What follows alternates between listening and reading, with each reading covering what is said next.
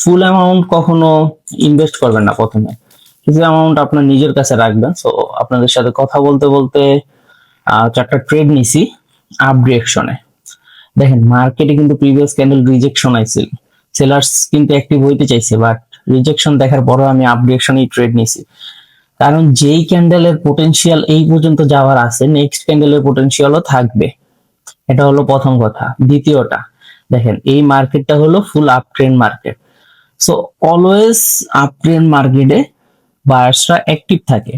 So এখানেও buyers active আছে। Just third যদি আমি আপনাদেরকে বলি, তাহলে দেখবেন এটা কিন্তু রাউন্ড নাম্বারের উপর।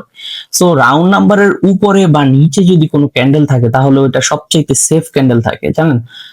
স্টার যখন হয়, যদি ডাউন ট্রেন্ড থাকতো আর এইরকম রাউন্ড নাম্বারের উপরে, সরি, ডাউন ট্রেন্ড থাকলে রাউন্ড নাম্বারের নিচে যদি থাকতো, তাহলে ওইটাও আপনার জন্য সেফ হইতো। কিন্তু ডোজি হলে সেটা আলাদা বিষয়।